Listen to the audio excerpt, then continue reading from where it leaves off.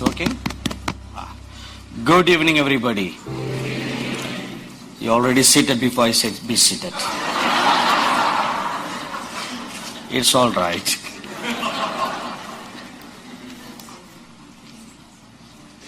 I'd like to thank our dear brother, Pastor Joseph Ratchet, for his kindness to invite me back to this wonderful conference. This is our annual family gathering, right? And many of you come regularly, and we are very surprised that more than 50% are first-timers here. Whether you are first-timers or all-timers, this is our annual family gathering. Amen. Before I share the word of God with you, I want to introduce to you a new book that I've written called On Dove's Wings. This is a record-breaking book that I've written because it took me, I started writing this book in 1997 and I just got it finished now.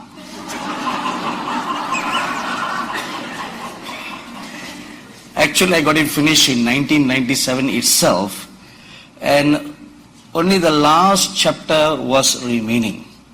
And I do not know any reason why that last chapter took me close to 18 years to finish.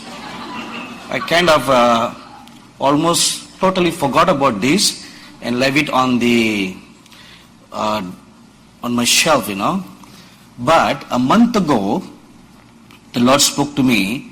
Now that time has come to introduce this subject, because great is the glory of God that is going to be poured out upon the face of the earth, and the people of God must know about, this book is about the 9 gifts of the Holy Spirit.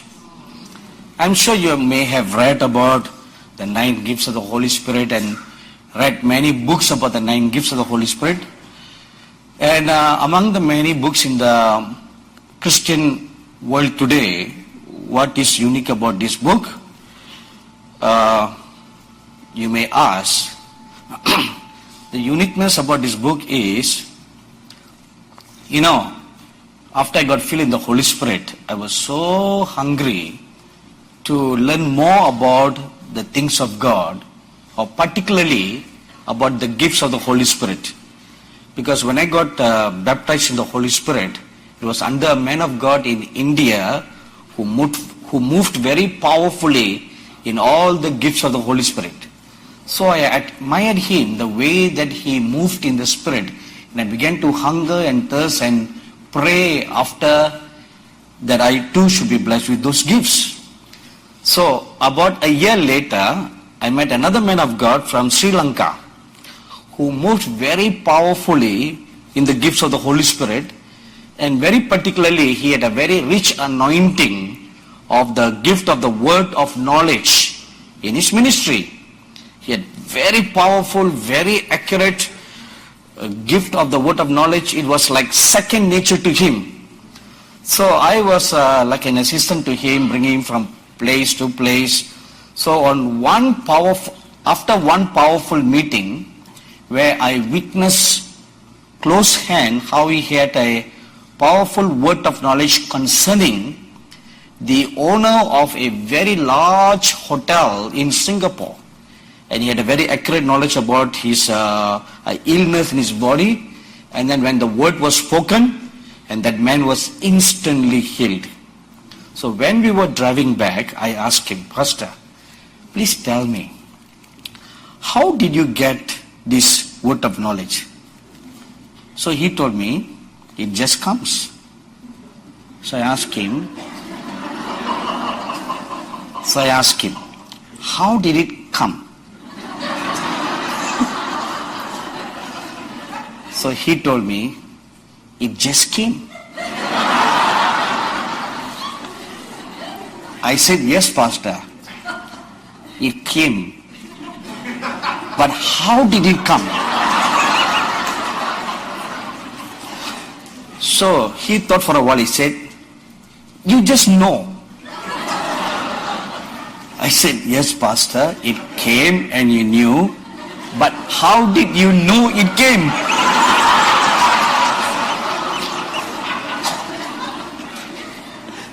So he said, you just know. I said, Pastor, I know we should know, but how to know? He thought for a while. He said, son, when this gift is in your life, you will know that you know that you know it came.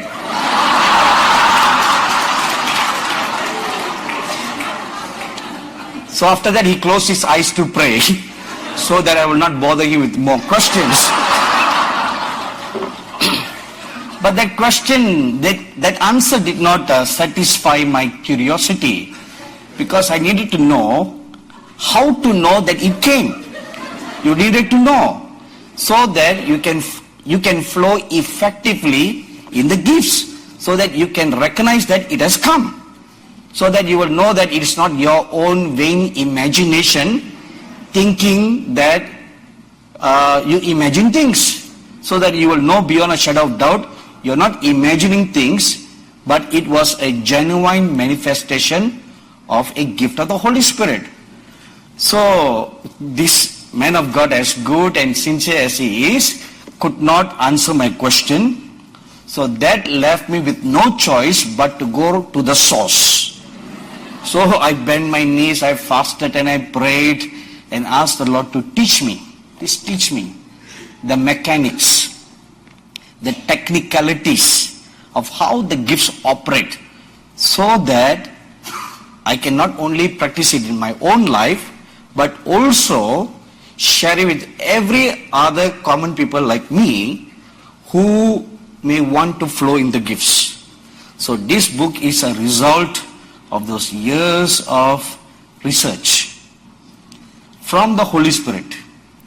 And in this book I trace each gift, first explaining what they are, the definition of it, and then looking into the many biblical examples, how they have manifested in the lives of many other prophets or patriarchs or disciples, and then looking at the life of the Lord Jesus, how this gift manifested in his life, and then the operation. How does this gift manifest? How they operate? And finally is, when you receive one gift, there are 7 anointings on each gift. 7 degrees of anointings that you can progressively grow from glory to glory to glory until you flow in the fullness of the anointings on one particular gift. So the last portion will be how to sharpen the gift. You sharpen it so that anointing increases. You sharpen it again and then it increases. The anointing increases. So I was writing the last chapter. The last chapter is the gift of diverse kinds of tongues and the interpretation of tongues. I trace all the gifts also from the life of the Lord Jesus. And when I looked at that gift of diverse kinds of tongues, we don't ever read about the Lord Jesus Christ speaking in tongues. Have you? No. So I thought, okay, this gift, among all the 9 gifts, 2 gifts did not manifest in the life of the Lord Jesus. That's what most books that I've read also teach. But as I was about to skip that portion and go to the last portion, the Holy Spirit told me, no, even that gift manifested in the life of the Lord Jesus Christ. I asked him where, and then he showed me a scripture passage where that gift manifested in the life of the Lord Jesus Christ. So all the 9 gifts of the Holy Spirit, they also manifested in the life of the Lord Jesus Christ. So this is one book that you don't want to miss, because in these last days, God is going to pour out his glory upon the church in a great manner. Amen. So this is available at our book table outside. And this book was written and printed in a record time, just in time for this conference. So you are so blessed to receive this one. Now this is part 1.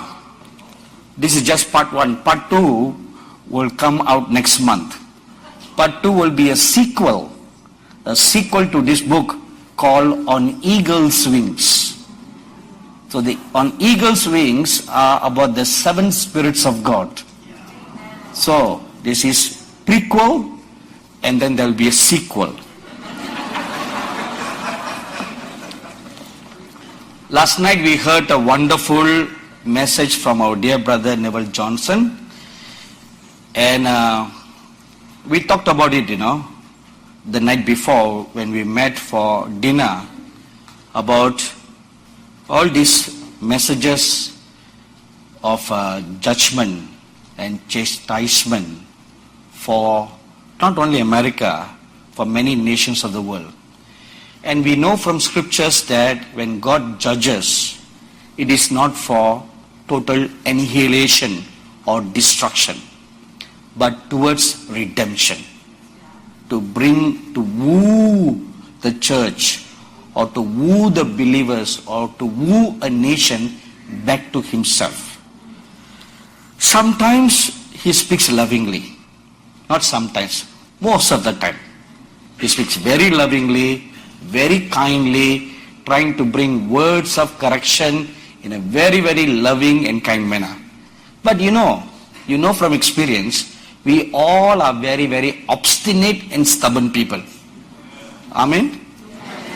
If you are not, at least I am. So, what's the way to arrest our attention? In India, the farmers, they will try to discipline a obstinate, stubborn cow. The cows are many times, very, very stubborn. The cow herd will tell the cow to walk in one direction. Sometimes they obey, many times they don't obey. So they'll walk in another direction. So, and he will lovingly, coax it and beat it with a stick. And when this,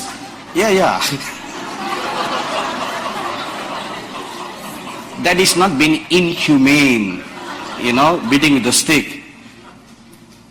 And when they still don't obey, what the man does? He breaks the cow's leg. So does a shepherd does the same thing. Have you heard of that? He breaks the leg, and then he bandages the wound, and the shepherd will carry the sheep on his shoulder all throughout the healing process.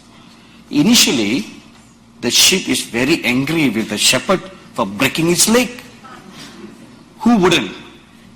If your father break your leg, how would you feel? You will want to kick him with the other good leg. Wouldn't you? Right? But when the sheep sees the shepherd carrying him all throughout the healing process, the sheep realizes the shepherd really loves him. And this breaking was for good.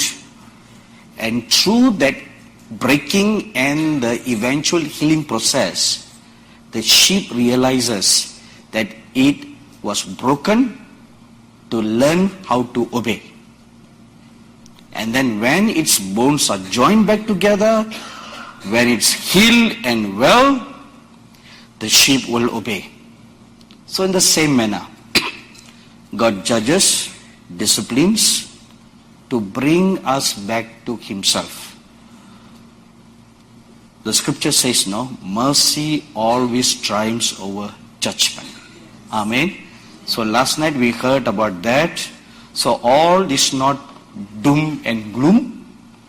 There is good hope that just like the phoenix rose up from the fire and ashes, so will the great United States of America rise up back to her former place of call and destiny. Amen.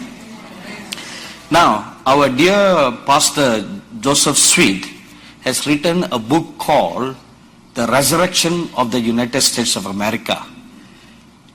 And he very aptly has subtitled it called A Word of Hope.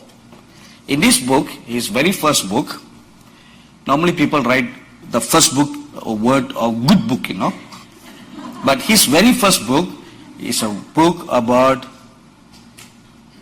judgments. He has been blessed by God to see many, many visions and dreams concerning the United States of America.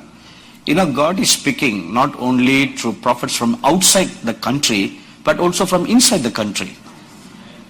But why does God need to also speak from prophets from outside? Because you don't want to listen to people from your own country.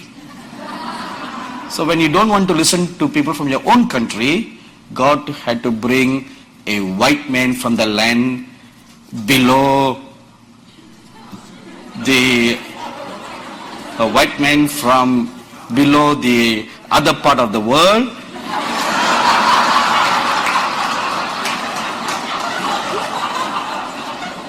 and a raven from the east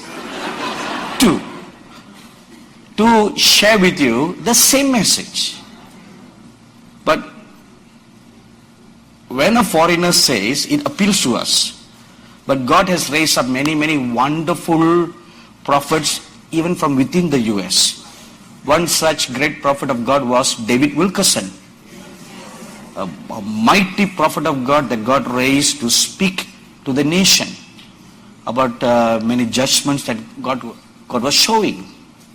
And even now, Dr. Billy Graham, in his last years, has been bringing out many, many messages of warning, which he has never done all throughout his life during his early years of ministry. He was more of an evangelist. But now, in his last stage of his life, he's bringing words about judgment, bringing words about the second coming of the Lord, and words about preparing to meet God. So this book contains many, many wonderful visions and dreams about prospering in the midst of chaos and disruption. The many visions our dear pastor had seen. So when he was sharing with me about this message in a few months ago in the month of June, I just felt in my heart that we should make this into a TV program to be aired on our network during your Independence Day. So we did a TV program special right here in this church. I interviewed him based on all the visions and the dreams they had seen. Many things that you don't read in this book were on the TV program, where I also shared about the many visions that I saw very recently concerning the United States in the month of June when I was in Costa Mesa, California, and in Houston. That really scared me like never before all my life. Even today, it rattles my bone from June till now. The reason is because I'm hearing the same word spoken by the Lord repeatedly in great urgency. This has never happened in the past. Nature tells us, and so does Matthew 24 verse 8 tells us, that as a woman nears her delivery period, her labor pains increases, right? So the labor pains increases to signal the time has come. The time has come. Likewise, when this urgency was increasing, I felt that in my spirit. I clearly remember Brother Neville and I were speaking at a conference in St. Louis. And that night I was going to speak. And while the worship was going on, I saw the heavens open. And I saw the Lord Jesus seated among the prophets in a council in heaven. And that was the first time I saw that. And the word of the Lord that came was, very soon the destiny of the US will be decided. This was about 10, 12 years ago, or more than that. And over the last few years, God has spoken to me many things concerning the US, but it had not made a dent on me as much as it did in the month of June. It really, I don't want to use the word scared, but for lack of a better word, I want to use that word, scared. I'm not scared, why should I be scared? I'm not scared. I'm concerned because of the gravity of what was spoken and the urgency of what was spoken. So we made a TV program to be aired on July 4th, and many people wrote to us saying, oh, we missed the program because we are busy with all kinds of Independence Day festivities. So they said, will it be repeated again? No, it was not repeated again, but we made a DVD of that program. So the DVD of the program, together with this book, is a companion volume. So you'll get both together. I'm sure during this conference you bought this book separately or this DVD separately.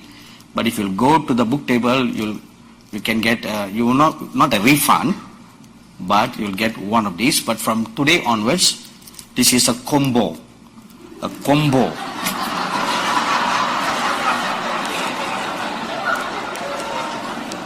You'll get two for the price of one. Isn't that a great deal? This is a special Lancaster Conference combo. I hope I'm being a good salesman, You think so? My brother doesn't think so, He tells me, if you ever give up the ministry, don't ever become a businessman. Because you'll go bankrupt very soon. You will just give away everything to people who come and ask you. So, you don't want to miss hearing what God has spoken in this program. Now this afternoon, as I was waiting on the Lord, now this is not my message today, but I saw into heaven and I saw the prophetic council in heaven. And the Lord told me, I saw them discussing about the affairs of the state of the United States. And the chief presiding elder in the council, he told me, he said, tell the people, judgment will be poured out very soon upon this nation. So, as usual, I was very, very concerned. So I always plead with the Lord, but what about the righteous people? What about the good people?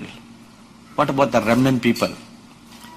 So when I pleaded, they gave me a word of advice for you, what you should do so that you can escape from the wrath to come. Turn with me to the book of Ezekiel, chapter 9. Ezekiel chapter 9.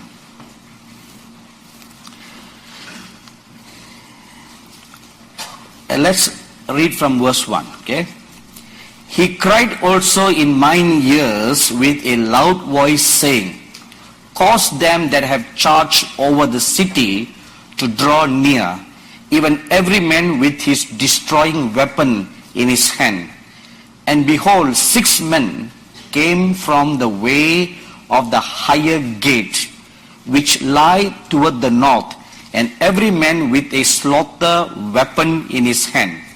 Now these are angels, they are not ordinary humans, And one man among them was clothed with a linen, with a writer's inkhorn by his side. And they went in and stood beside the bronze altar. And the glory of God of Israel was gone up from the cherub upon which he was, and to the threshold of the house. And he called to the man clothed with linen, who had the writer's inkhorn by his side. And the Lord said unto him, Go through the midst of the city, through the midst of Jerusalem, and set a mark upon the foreheads of the men that sigh and that cry. Now you want to underline that. Set a mark upon the foreheads of the men that sigh and that cry for all the abominations that are done in the midst of it. And to the others he said in mine hearing, Go after him through the city and smite. Let not your eye spare, neither have pity. Slay utterly old and the young, both maids and little children and women, but come not near any man upon whom is the mark, and begin at my sanctuary. Sanctuary means the church. Then they began with the ancient men who were before the house. Begin at my sanctuary is what is written in 1 Peter 4:17. Judgment must begin in the house of God. So, who will be protected? Verse 4. Set a mark upon the foreheads of the men and the women that sigh and cry for the sins of the land. So if you sigh and cry for the sins of this land, that crying will do two work. One, you are interceding for the land. Secondly, it purifies you. It purifies you because when you cry and you pray, then your own shortcomings are also brought to the forefront for you to repent over your own sins. Some things that are lurking and hiding below the surface that you don't know, they will be brought up to the front. And you will then remember what you have done. And you will repent and you will pray. And thereby, that prayer will sanctify you. That prayer will purify you and cause the angels to put a mark on your forehead. Okay, these are the God's remnant. They will be protected when the judgment comes. Amen? So this is what you need to do.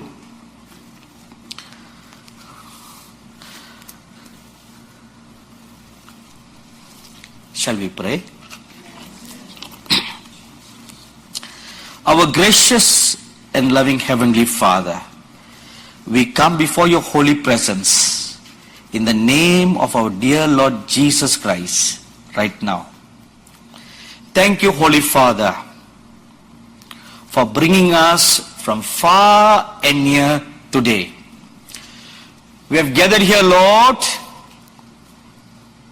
same time, same month, same days, every year, presenting ourselves to you. As you have commanded the children of Israel to come and present themselves to you once a year. So now we come, all your dear children, from far and near. Even these who are far off and watching this webcast from all over the world. Now I ask you, Lord Jesus, embrace every one of your dear ones to your bosom right now. Embrace every one of them to your bosom, Lord. And I pray in the name of the Lord Jesus Christ that heaven will now witness what we are speaking, what we are meditating,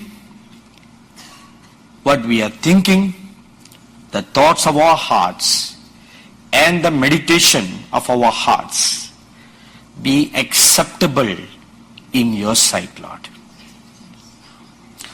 Open our hearts, Spirit of the living God. Open our ears that we may hear what the Spirit of God is speaking to the churches in these last days. And teach us, Lord, what we should do, that we should, and how we should prepare ourselves for what you are going to do in these last days. In the name of our dear Lord Jesus Christ we pray. Amen.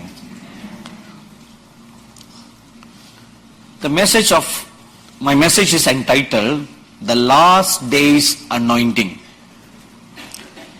You know, you've been hearing quite frequently, if you have been coming to our conference in this church, one word that is constantly repeated by our respected prophet of God, Neville Johnson, and many others is, in the last days, gross darkness will cover the earth.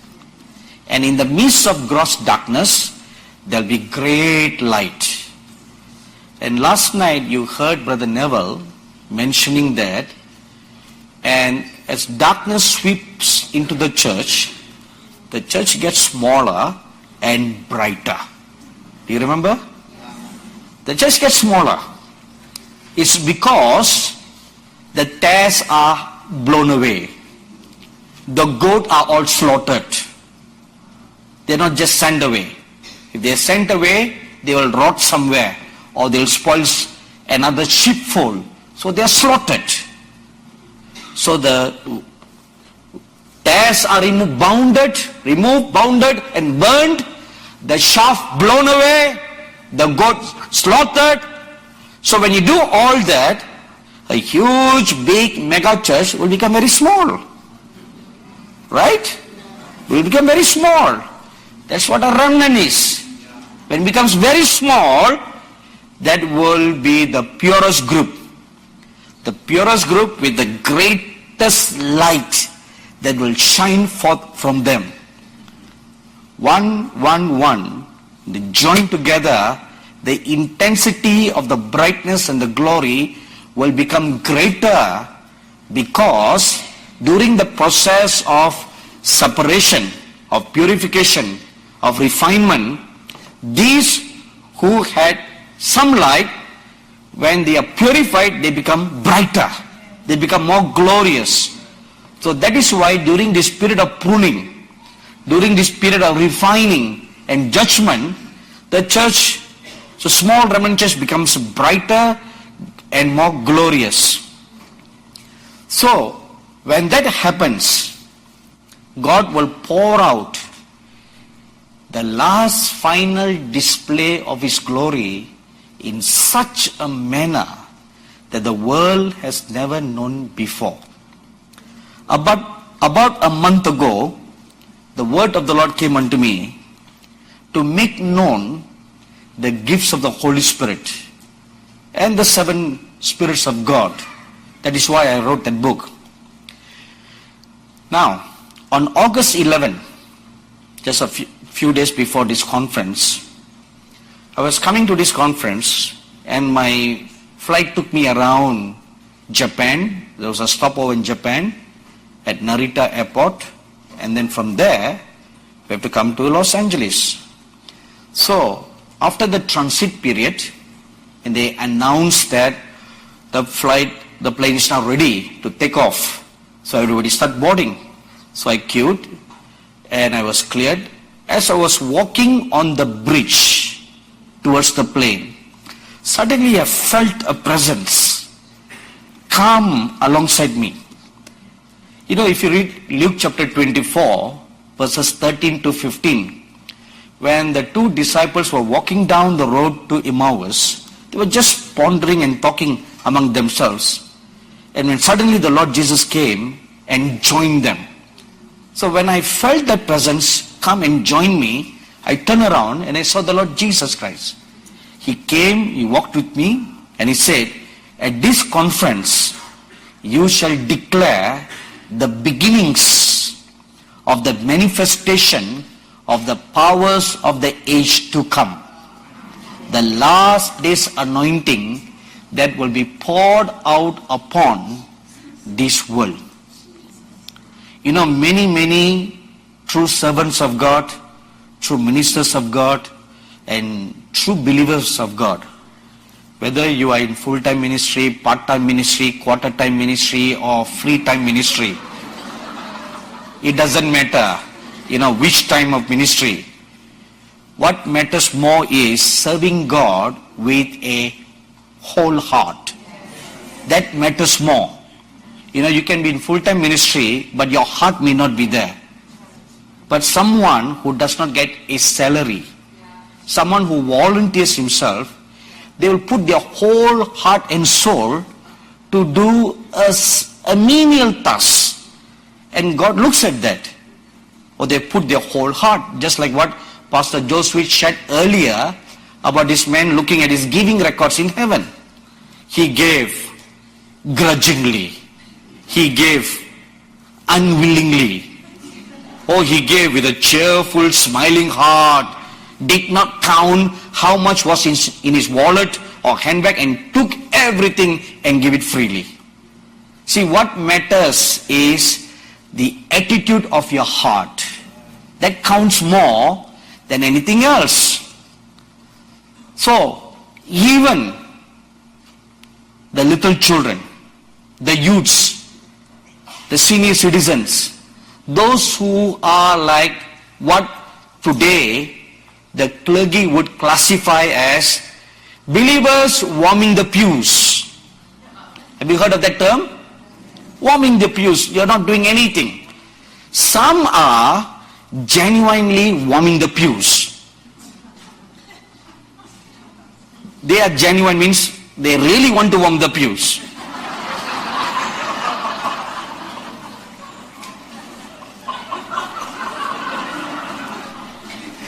Then there are others who like to do something, but they are prevented. They are prevented. These are they who are like the donkey and the foal of the donkey that is tied to the doorpost. They are tied, they are bounded. See, a donkey is an animal of a beast of burden. It's supposed to do work. But here you read, this donkey all his life, till it gave birth, was tied to a post. That's not a donkey supposed to be. But it was never put to use. Just tied. The donkey and his little foal. So when I read that, I pondered, means the donkey got married, and then it gave birth to a baby. Now listen. When I say married, don't think like what's happening today.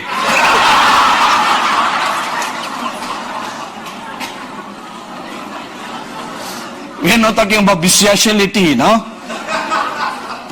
We are just talking about donkey and donkey, not donkey and man.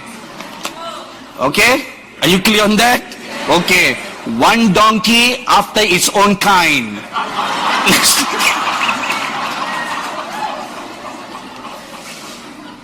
You see how corrupted our society has become today, that every sentence has to be qualified so that it sounds correct.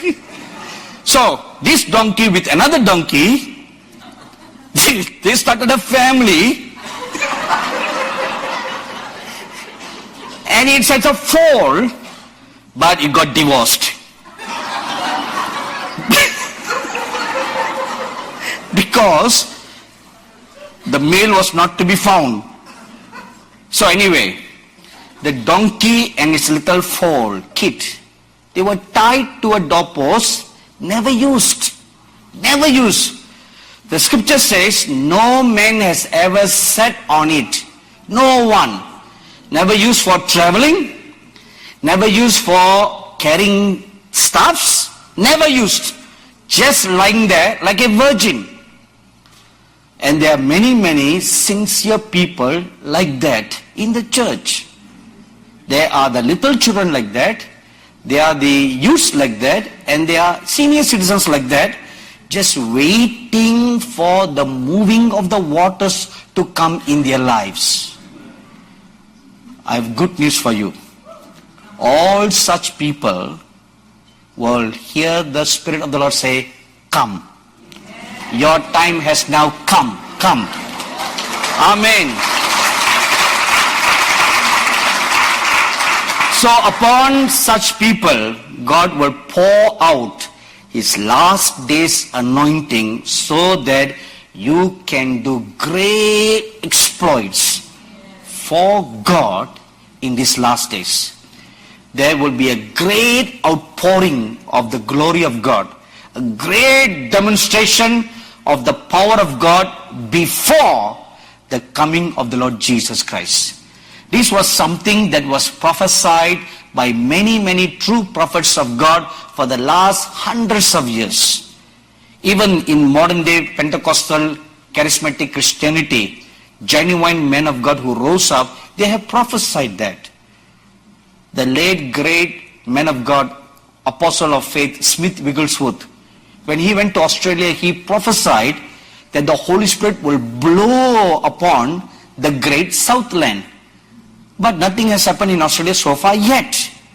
But when this wind starts blowing from one end of Australia to another end of Australia, the army of God will rise up like a great army and do great exploits for God. So, like Smith Wigglesworth, there are many, many other men of God who have prophesied about the last days harvest. There's one last harvest that is going to come. And that harvest that will come will be demonstrated with great power and great glory. August 7, 2008, we were in Baton Rouge, Louisiana for a conference. So I was praying that afternoon, asking God what I should share in the meetings, when I saw 4 angels appeared in my room. And among the 4, one appeared to be the captain of them.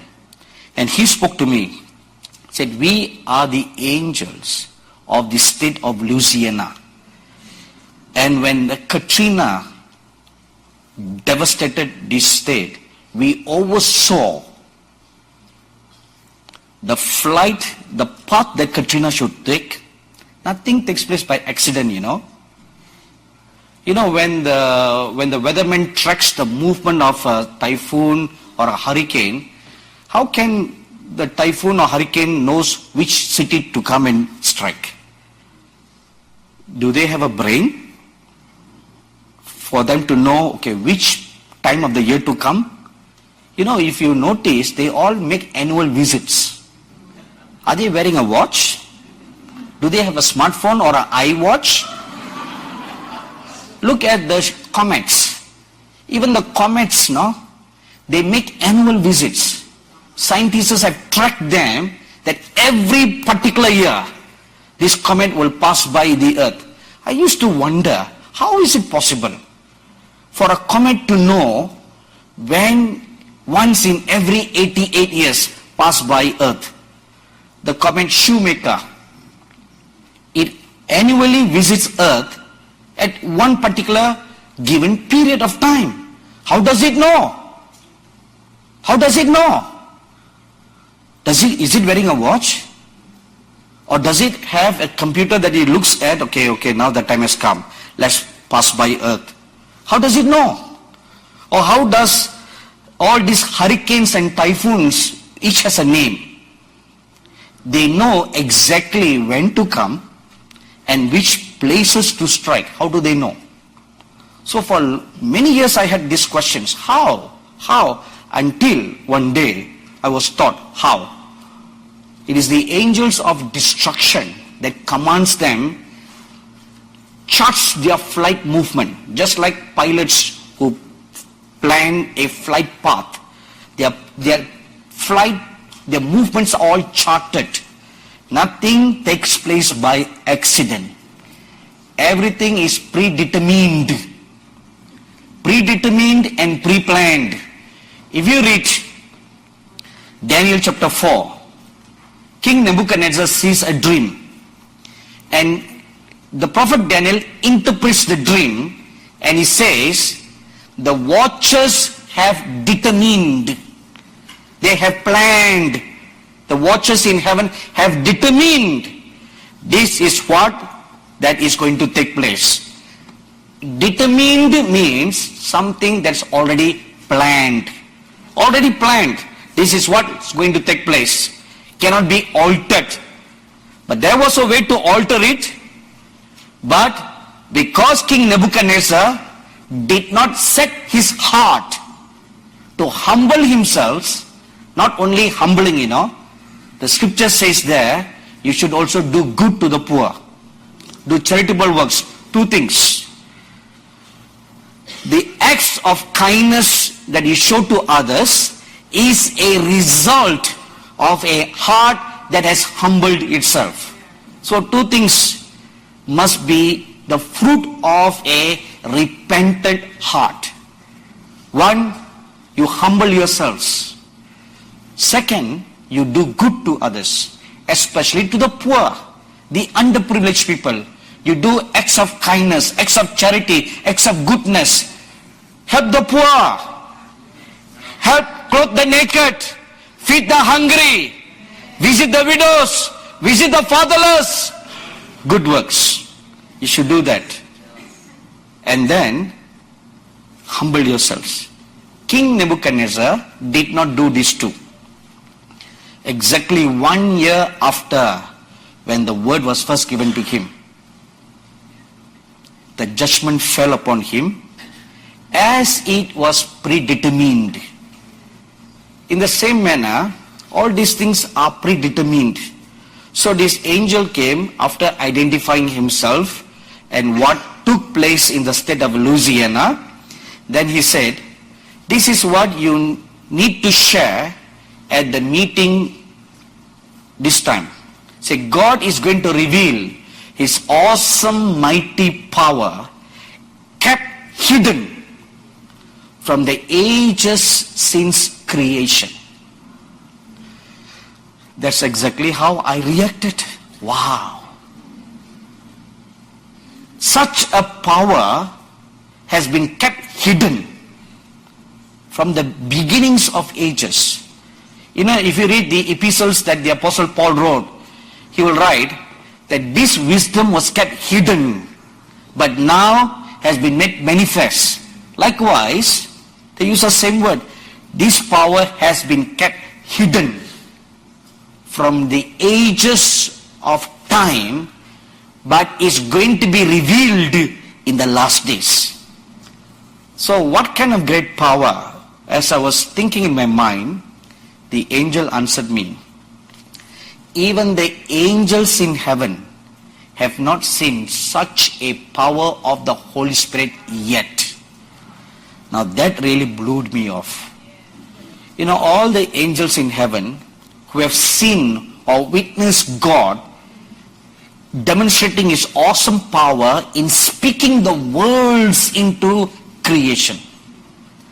He spoke and the galaxies came. He spoke this, He spoke that, everything came into being. Such power, the angel says, pales in comparison to what God is going to do in these last days.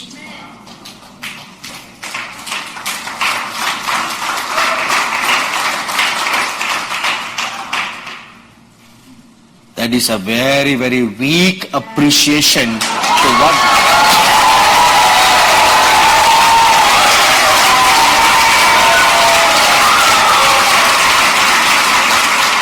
You know what actually you should have done?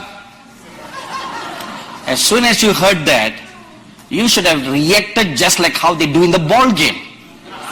Stand up to your feet, pump in the air, and give a big shout, amen, and thank you to the Almighty God. Amen. Eyes have not seen.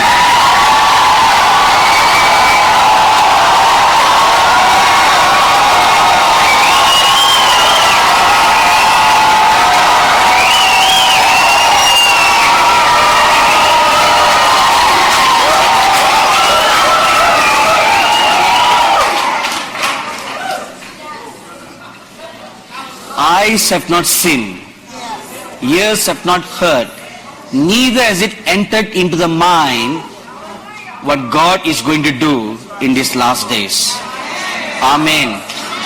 That is the reason why God is sending his judgments to purify, to refine, to take for himself a people with whom he can entrust these last days powers of God.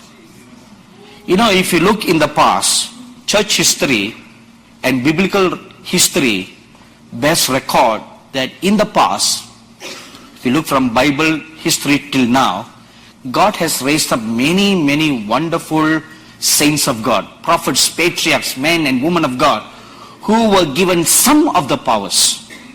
But look what they did. They messed up everything. Adam was the first person who was given these powers of the age to come.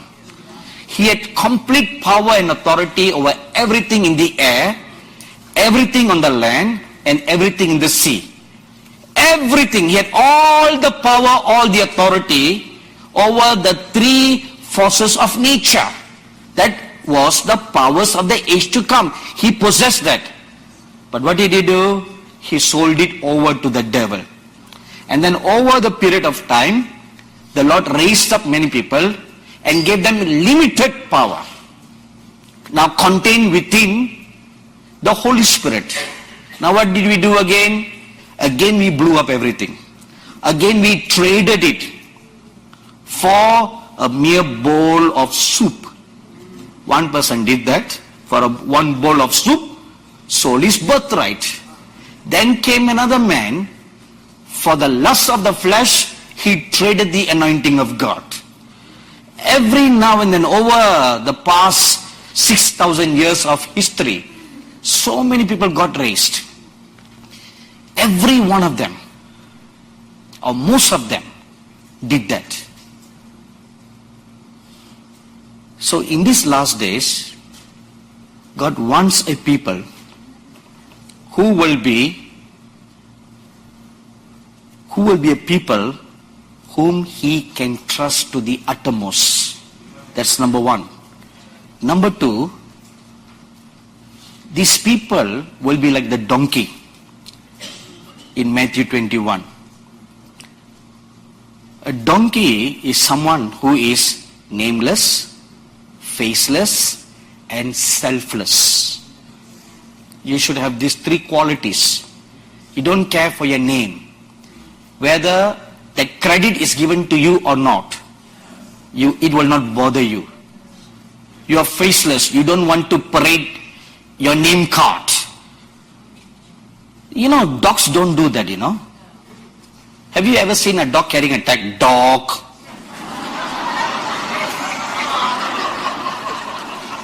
Have you? No, the poor dog will just bow his head down on the ground and he just walks about, does not even lift up his head to notice who is coming, who's going. He just doesn't care, he just walks about. You will know a dog is coming by when he starts barking. Right? Only then you know, oh, there's a dog, be careful. Only humans put up a sign, no? Beware of dogs. The dog never said, beware of me.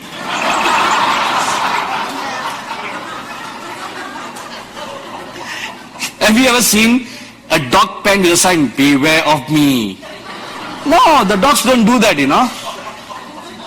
So, second quality, faceless, nameless, and third quality, selfless. You are very, very selfless. You don't just care about you doing all the work. It will become a teamwork. Each helping one another, lifting him up, selfless. You know, a great man of God who lived in India, has gone home to be with the Lord about 8 years ago. He was once caught up to heaven and he saw a vision. In this vision, he saw a huge table and many people seated on one side of the table, and a delicious bowl of soup was put before each one of them. And he noticed that their hands were tied with or attached with a wooden spoon. A wooden spoon was attached to them. So the Lord told this man, take a look what's happening. So every one of them was struggling so hard. See, when your hand is attached to a wooden spoon, you can't bend your hand, right? How are you going to scoop the soup and drink? So every one of them was struggling, like this.